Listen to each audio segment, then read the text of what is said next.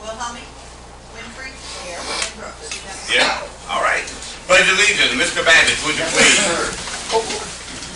I pledge allegiance to the flag of the United States of America and to the republic for which it stands, one nation under God, indivisible, with liberty and justice for all.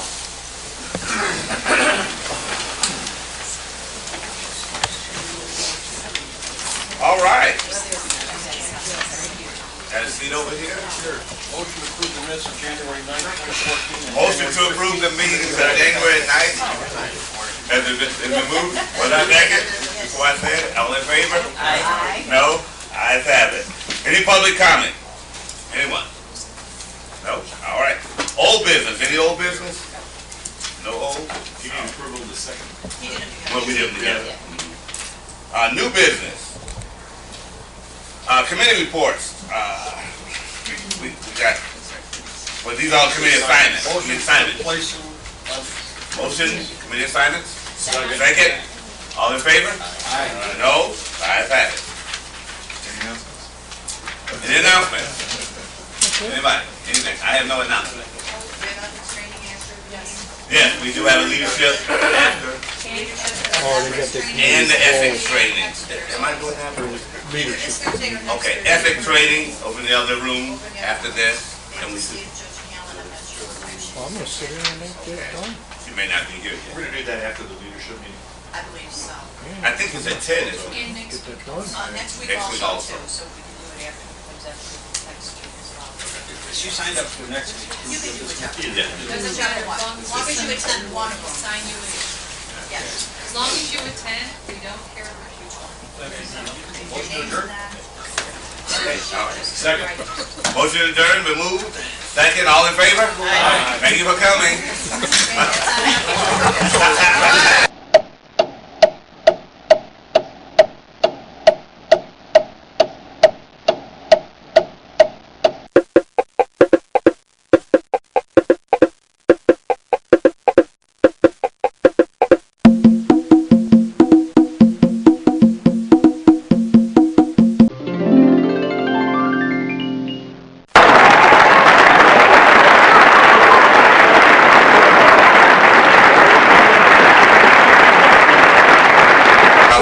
Oh, I don't have to read that. Roll call.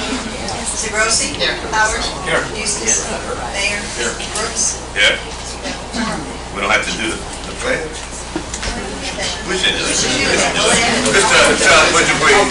I pledge allegiance to the flag of the United States of America and to the republic for which it stands, one nation, under God, indivisible, with liberty and justice for all. We all feel better now. Any public comment? Public comments? Well, no public comment. Approval. Do we have any minutes from November the 4th? Yes. Approved. Second. All in favor? Aye. No, ayes have it. Now, any public comment? Okay. Now, I need to move up the executive session. I need to begin with executive session, to go in executive session to discuss collective bargaining. I need a motion for that. So moved. Second. Roll call. Yeah. Segrossi? Yes. Howard? Yes. Eustace? Mayor? Yes. Brooks? Yes.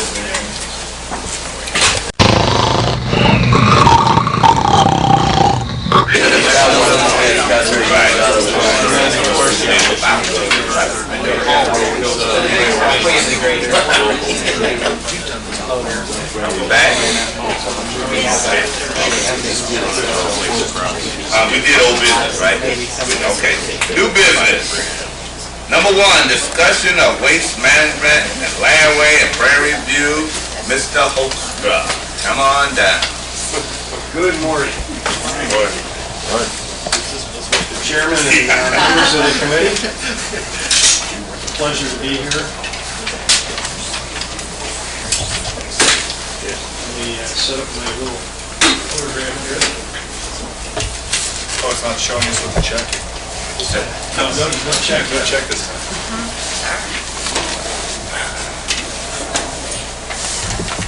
Do you want to come up so you can see? Jim? Grant, are you trying to get a picture also? You got it? That's good. That's good. Before I begin, I would like to thank Chairman and the committee for the opportunity to speak before you this morning. It's a pleasure to be here. I also wanted to introduce Doug Hopkins. Doug is our district manager at both Laraway and at Prairie View. And so for all of you who thought I was the guy that made things happen, I'm really not. He's the guy. What I'm here to talk to you about this morning is a subject that I think most of you are familiar with. We've talked about it numerous times. Many of you were on a tour in September, I believe, when Lee was still with us, bless his heart, of Laraway, and we talked about the expansion at that time. I have since that time moved to the next step and provided a draft host agreement amendment to the existing Laraway host agreement that we have with the county. That has been sent to Executive Walsh's office, as well as a number of you who are here. Mr. Brooks, you have it. Mr. Lewis, you have it as well. And I know the state's attorney's office has it also. And what I would like to do is just talk about the project and give you an understanding of what we have, and then address any questions that you may have, and hopefully move this expansion request to the next step in the county. So as you know, Laraway, we opened that in 2010. We expanded it, and we have two different operations at that facility. You're familiar with the remediation of the phosphate gypsum stack that we had purchased from Mullen Corporation, capping that with treated soils and soils that are deemed clean by the Illinois EPA standards. That project is going quite well, and that is this area here. We actually have liner material. We have 60 mil liner on the top of the gypsum stack covering the entire upper surface there. And we have most of that covered with soils, and we're beginning to cover a portion of the side slopes of that gypsum stack. At the same time, we expanded our solid waste unit, which is down in this section of our property. Here's the active section now. And the solid waste unit is built the same way, to the same standards that we have at Prairie View landfill. So we have excavation there, recompaction of clay liner, 60 mil liner goes on top of that, leachate collection system, etc. The only thing that we don't have at this facility in comparison to Prairie View is gas recovery, because there is no methane being produced at this facility. It's all soil. So since 2010, the facility has taken in quite a bit of volume.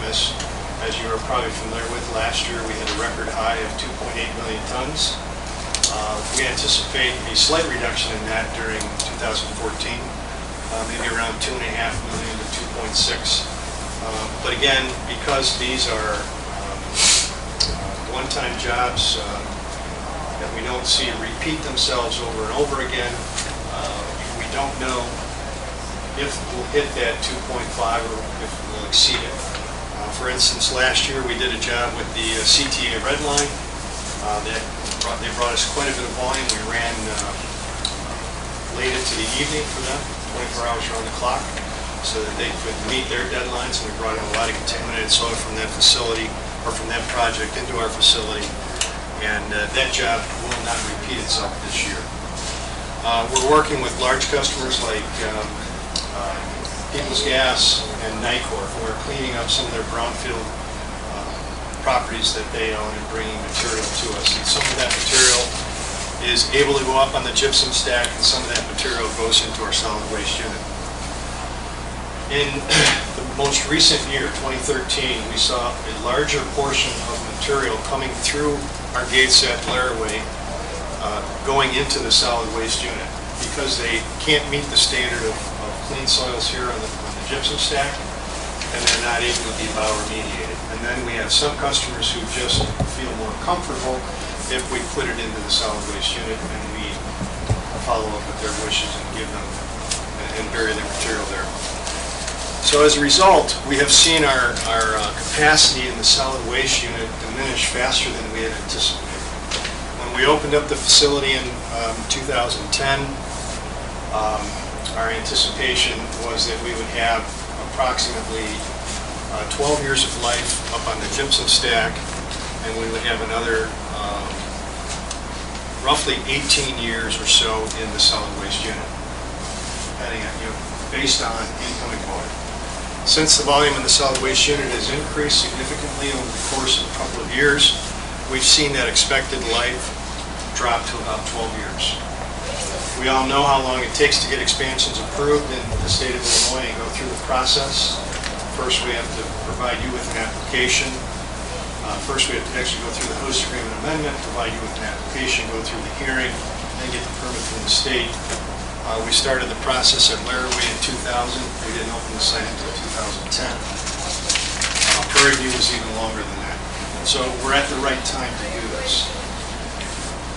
With our Olin agreement, we have the ability to purchase these ponds here, which is part of their current wastewater treatment, that they have to manage any water that comes in contact with gypsum material that has not been covered by us as of yet, or any wastewater that is still saturating down through the phosphogypsum stack, goes into their moat collection system or their ditch network, drops into this pond here, through a pipeline it goes to their wastewater treatment plant located down here in the lower corner, where they treat the material, clean the water up. The water goes into a retention basin before it goes into the Des Plaines River, and then the waste material, which is basically phosphates, goes into these two ponds. Olin Corporation has utilized these ponds for that purpose for a long, long time, and what they're doing is primarily using the westerly pond at this point and finishing up cleaning this pond out, and they hope to have this drained sometime during 2014. This pond they still push material into, and then they take that out in a slurry type or liquid type format as fertilizer for farmers' fields. We intend to purchase these ponds and remediate these ponds, so there is some contamination there. And so part of this this project will be a remediation project, just like it was for the phosphogypsum stack.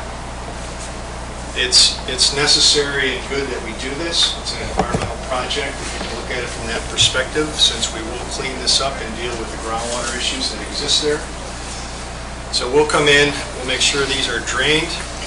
This, of course, depends on Olin's need for the western basin, but eventually these will be cleaned up.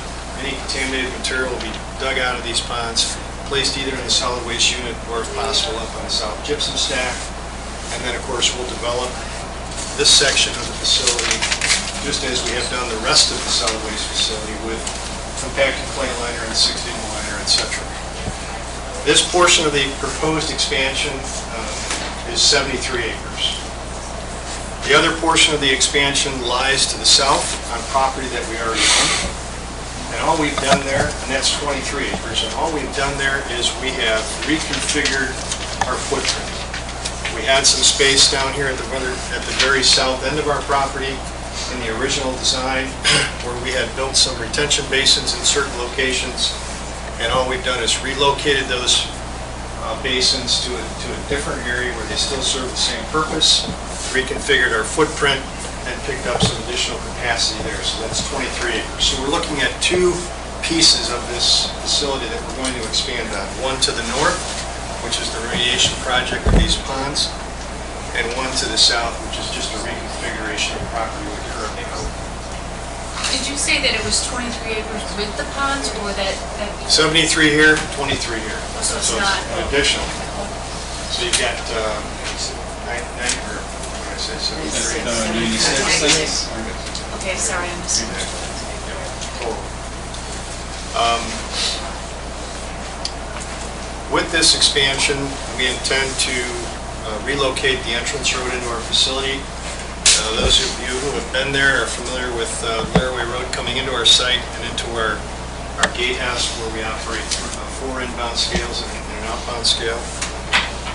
We have a lot of truck traffic and a lot of volume coming into the site. This gives us an opportunity to reconfigure that road around the perimeter of these ponds and coming right back in. We are going to look at 1 outbound lane and 2 inbound lanes to increase our inbound volume and be able to handle more traffic without stacking up traffic back beyond Pattersonville. That'll give us some additional capacity here, and of course we'll pick up capacity here. And And with this expansion, we should be able to extend the life of the site by an estimated 15 years. So that is the expansion that we are proposing here today. I have provided this host agreement amendment to the individuals I've already mentioned. And part of that amendment is simply stating this project, the intention of doing this, understanding that we have a host agreement with the county and we need your approval to do so.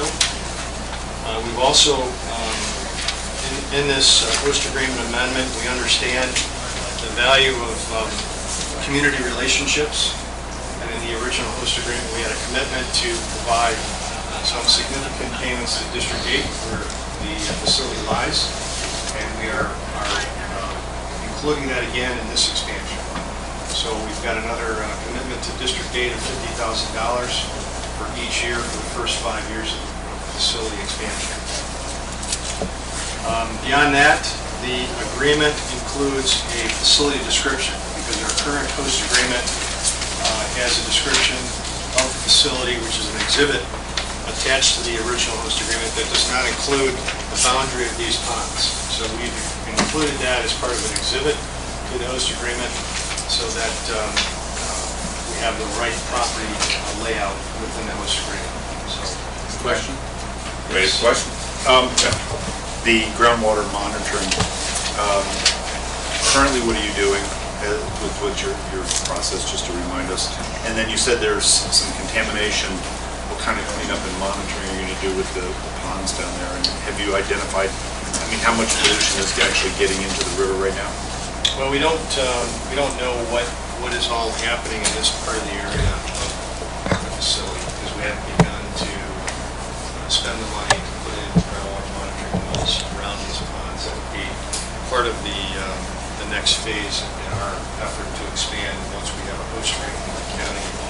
Then we have to do all of the necessary background work to develop the siting application. So we will put in groundwater monitoring wells, we put in some piezometers which tell us how the depth of the water, as well as a geologic and hydrogeologic study in this area.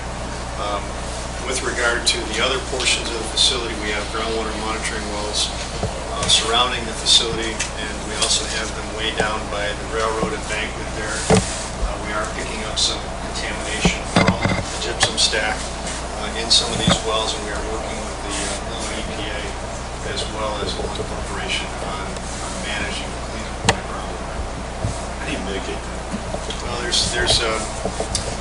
there's a variety of ways. We've talked about building some wetlands areas where the water can saturate through and it does its own thing by self-cleaning it up. There's some pumping and cleaning that you can do. There's a number of things that could be done. I'm far from an expert in groundwater management, but those are just some examples of some of the things that you can do. We have a facility in another area in the city where we actually planted poplar trees, and poplar trees are very fast growing and they pull up a lot of water in their effort to grow quickly, and that in itself cleans up the groundwater in the area that you plant them, and they use that in their growing Poplar process. and willow trees too. It cleans it up. So there are a number of things that you can do. I'll ask a question. After the initial construction phase, will there really be an increase in truck traffic, or that just, basically you're just increasing the capacity, correct? We're just increasing the capacity. We don't anticipate a massive increase in truck traffic. Right now, we're almost at 3 million tons of volume. There might be a fluctuation up or down in that, but it's not going to be a huge amount. I just don't foresee that happening. Okay. In the 70-acre portion, what is that used for now? As I explained, Olin Corporation uses these for treatment and management of byproducts. Not the other portion, the 23 acres. Oh, the 23 acres here? Yes. This is farmed up currently. Right. Whatever we're not developing at this point up in this area is all farmed. Okay, thank you. So we're currently operating down here in the lower section to the north and to the east, right off of Laramie Road. We've got our current cell development. So the intent is to continue to develop in this section then we turn the corner as we get to the intersection of Blair Way and Patterson, and we move southward and then come around this way. Yes. Denise? Did we add the fourth scale, or you're going to add the fourth scale? We already did, yes. We put it in last year. And it's been still extremely busy, even with 4 scales. We've actually taken, at times, the inbound scale, or the outbound scale, and turned it into a 5th scale, so we've operated 5 scales at a time with traffic control to manage that and have the trucks exit in a different location on our property. Okay. Mr. Winston? I just want to go back to this, sir. Let's take Tim, then we'll come back to Chuck. That's fine. Bill, do you have any projections on what you feel projects that are out there that this facility would use, whether they are petroleum facilities or other major projects that you think are coming up online that are very likely to use this facility?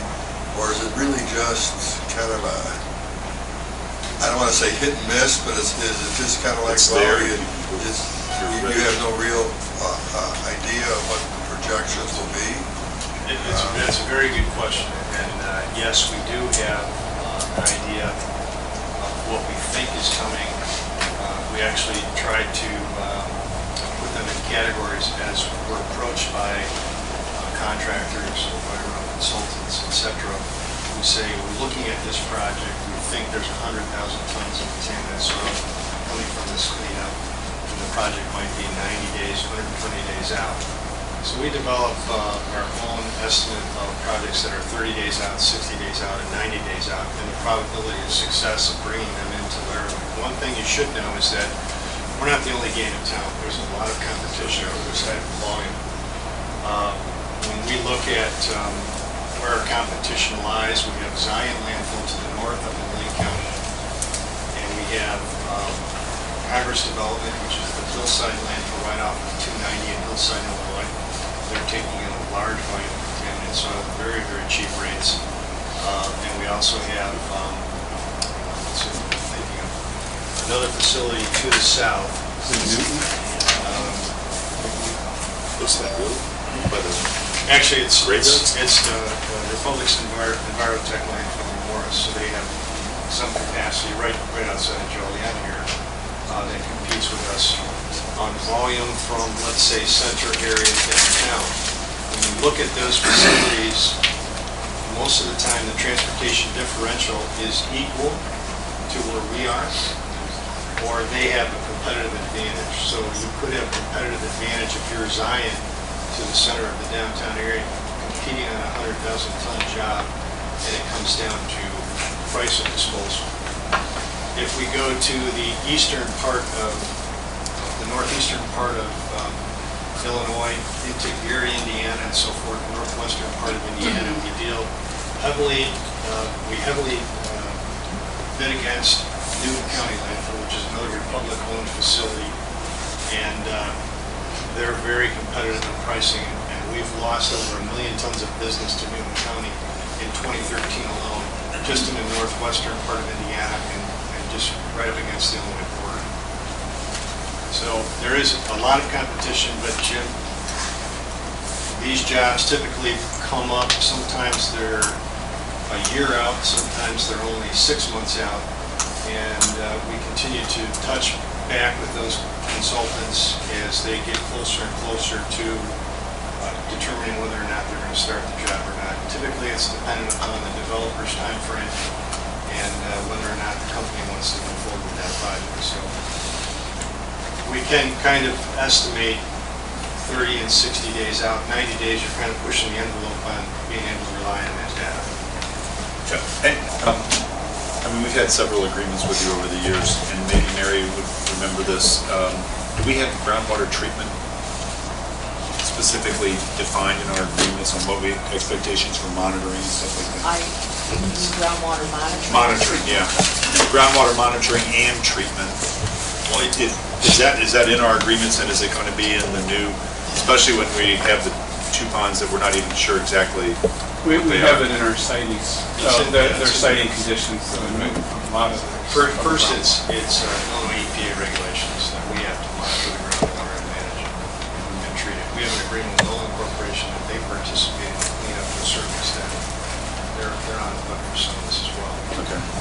but it is part of our regulatory requirements to monitor groundwater. But we go through the siting process, which also includes that with you. In the host agreement, there's language that talks about requiring us to operate this in accordance with all environmental regulations that exist, and also identifying so that's all I have. Yeah. The other question I would have, Al, is once those ponds are cleaned up and the gypsum pile is capped, how is that gypsum pile currently capped as a percentage?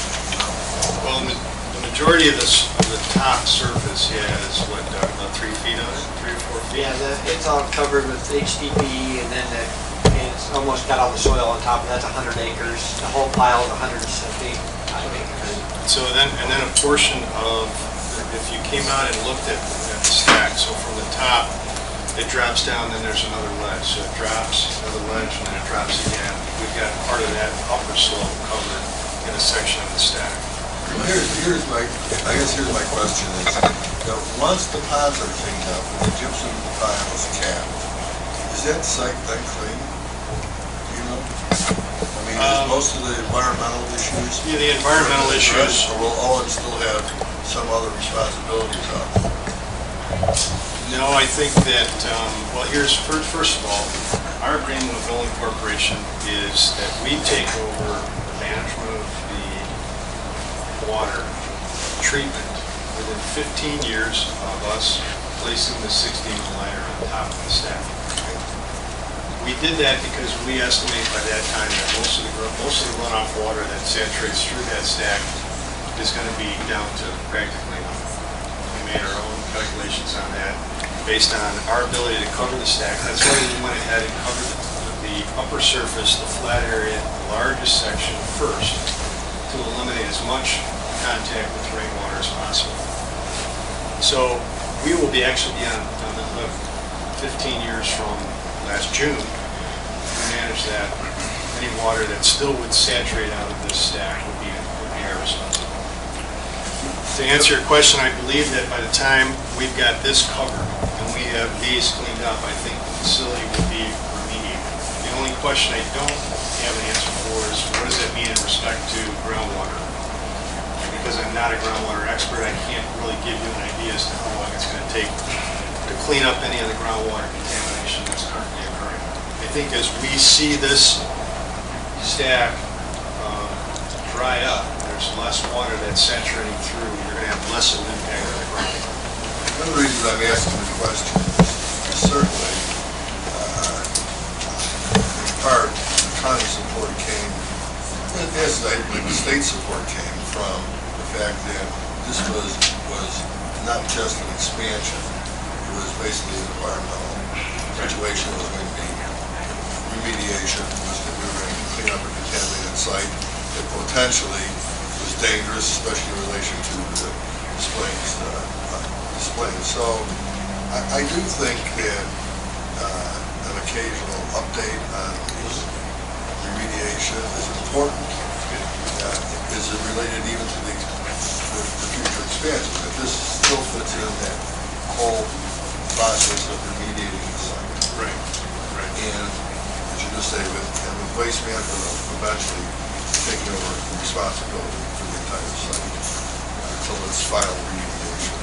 Yeah, we'd be happy to provide you with updates on a schedule that you deem necessary on how we're progressing with this. I know Dean and his staff come out to the site on a regular basis. Dave Harvey is down there regularly. And we can certainly provide you with those updates in cooperation with Dean's department. I think it's important to point out, Mr. Mooses, as you have said, this is an environmental remediation project. The state is very excited about this because, frankly, Olin Corporation had no responsibility to cap this staff. I think we talked about that at length when we did the expansion in 2000. The same thing is true here. There is no responsibility for Olin to do anything other than to, finish drying up these ponds and we're done. So It's another opportunity for an environmental enhancement project and cleaning up of this property. The property to the north, as you know, has been developed and that has all been remediated and cleaned up. So this will be the last step in cleaning all of that up and pulling some coverage. My pilot had a question. Just for providing an explanation to the residents, long-term, okay, our decision to allow expansion of this, what are we going to leave the future residents of 30 and 40 years from now? Can you describe that site? I know you don't have a crystal ball. Can you describe what would be seen there, what would be left there? And also, we are going to derive a positive a revenue source from it, but at the same time, what are we going to leave the future residents of Will County? Well, first of all, I think it's important to understand that, when we first started talking about Besides this, skills. when we first started talking about this project, Centerpoint was just beginning to develop its railroad. And there were a number of residents, to our east, and certainly there were a number to the south. Since that time, Centerpoint has bought almost every single one of those out. And we have no neighbors except railroad engines and rail cars. And a lot of trucks. So we don't have a lot of impact on the surrounding community from that respect. But to answer your question on what does this facility look like when it's done, we have presented that information to you in the original application, and we've actually talked to you. It's in your host agreement to be able to develop a passive recreation facility on this property once we're done. So this will have, it has underlying contours on it, so it's not just a big flat top. Keep in mind before we came in and decided to do this project, if you were ever able to visit this facility and go up on top of the gypsum stack, it looked like the surface of the moon. It really did. It was uncovered, low-level radioactive. I tell a lot of people, I tell a lot of folks, you saw the man land on the moon. It really didn't happen. It was right here. Because that's what it looks like. That's what it did look like. So we've brought this a long way. It's low-level radioactive. We've got it covered. This too will have some contours to it. So the county has the ability to take this property over. We still have the environmental responsibility for it. We're still indemnified, but you can use it for passive recreation. What does that mean? You can put skiing trails. You can put snowshoeing trails in the wintertime. You could put a lookout over there. There's a lot of things that counties have done with property like this, so that's the intent. Okay, thank you very much. Nick, did you have? Just your customers, is it safe to say, are generally from north, probably more developed areas? Is that would be safe generally? The majority would be to the north and towards the city. We have some local county volume too. And is their route generally to your facility to come off of 53 onto the airway? Yes. Right, that's the main thing. Right. I mean, do you get much up baseline or no? Not too much. So it's mostly off there. Most of it is exit I-80 and 53 and then come in. As a matter of fact, that was the route that we agreed upon in our host agreement to use. Any other question? Larry, did you have a question? Did you guys? No, No? Okay. just. What about land use? Dean, didn't you guys say? Well, I have talked to Dale about this off and on. This is about a year ago, I think we started talking about this, right, Dan? So we've been out to the site. We kind of have a pretty good idea. I mean, without the details. Dale was just telling me yesterday, they're like, I told you, they're just getting into the nitty-gritties on those ponds. So we don't really know the contamination of those. But anyway, I think, overall, it's a nice project. It's just whether or not you want to, accept, what he's putting out, or if you want to add more to it, or if you want to talk numbers more, that's your choice, And as far as the project itself, I have nothing against that project. I think it's a great project. So it's just a matter of where you want to go with it. Dean mentioned some of our preliminary work in these ponds. Obviously, the deep frost, the snow that we've got right now is going to prohibit us from doing a lot of things that we'd like to be doing. But we have been able, prior to the latest snowfalls and so forth, gone through the ice and done some sounding to determine the depth of these ponds. It's one of the big question marks we have is how deep are the ponds. These were built many, many years ago, and there's not a lot of information out there that shows the construction of those. So that's all part of our application. The work that we need to do is to develop where is the depth of these, how much contamination is there, what needs to be done with that, and so forth. So there's a lot of work yet to be done.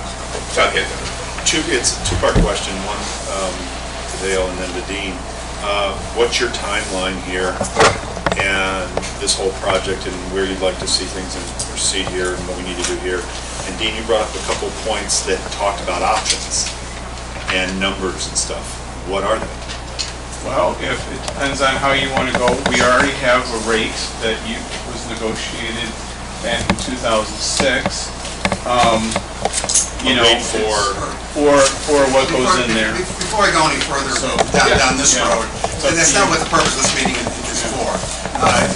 There certainly has to be, when you see the capital host agreement, that has to be reviewed by council. That's already happening. We need to engage Waste Management to have this discussion. But today is not the time for that discussion. Well, I still want to know what the timeline is here and what we're seeing here. The timeline is a fair question. Okay, but information was just thrown out here, Bruce, about options here and where things are at. So it's a fair question and one that needs to be addressed, whether it's done here, which I don't see anything in here that would preclude that discussion. Probably not here, Chuck. And that's fine, I don't mind doing that, but, you know, specifically the timeline would be a helpful piece to cover. Let me say this with regard to the host fee. You have a host fee that increases on an incremental basis. There are actually 5 different categories where if we hit certain volume limits, your host fee increases. So every time we increase volume, you increase your rate. That host fee goes up by CPI every year, no higher than 4%. It's in your original host agreement, and it's already gone up 13% since we started. And Dale, I wanted to know what he meant by options, so I appreciate you clarifying. That would be one of those discussions. But your other question I really appreciate is the timeline question. It's very important to us when we look at these projects as to when we intend to file them with the county and hold our hearings and hope to have an answer on your decision. So we've met internally, we've talked about that in great detail. We would like to file an application in late 2014, so it would be towards the end of this year. Those hearings would then automatically, you start a legal clock as to when the county has to hold hearings. And those hearings could start as early as, if we filed at a certain date toward the end of the year, they would start in March. And we would hold the hearings over whatever time it takes to go through those, and then once the hearings conclude, public has an opportunity to comment, then you have so much time with which to make a decision. And so we would anticipate that we might see a decision in June of 2015. So that's our goal, is to file with the county in late 2014, have a hearing in March, late March, have a decision from the county. Dale, are you kind of pausing on doing any major work until you see the host agreement being executed, or what's your? We as a company, we have policies that don't allow us to move forward with great expense until we have the host agreement in place. So this is an important step for us. It's an important step for you. It's an opportunity for us to talk about, the future of this facility, what your thoughts are, what our thoughts are. Exchange those ideas, but it does get us to the point where we can begin to do the exploratory work that's necessary for the application. Tom has a question.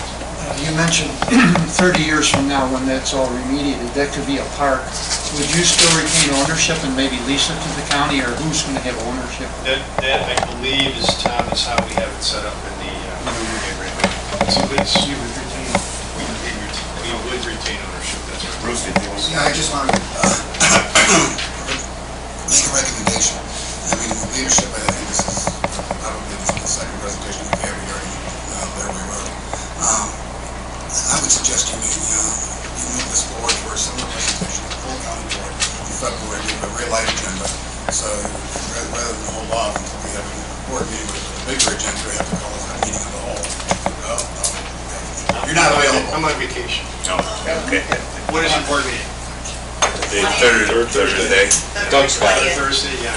Doug's got it, don't worry about it. Yes, it does. Well, how about Doug? I don't think you'd be ready. March?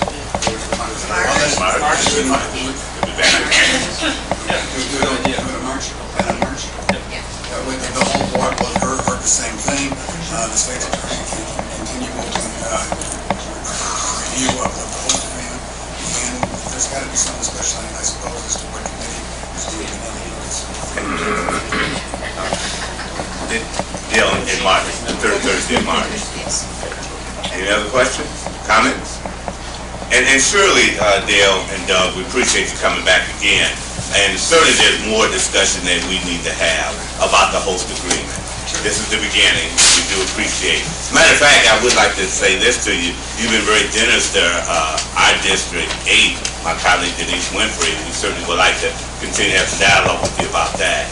But we need to have more dialogue. As you can tell, there are more questions and concerns about the host agreement. As Bruce said, when we begin to take a look at the process, I'm sure there'll be more questions. That's fine. And hopefully we get all the answers that we're asking today as well. That's all part of what we expect. Okay. Appreciate it very much. Thank you very much. Okay, Chuck, we'll get your answer, Chuck. No doubt. All right. Okay, no other new business? We had executive session already. Motion to adjourn. Second? Did somebody second? All in favor? No, ayes have it. Thank you, ladies and gentlemen.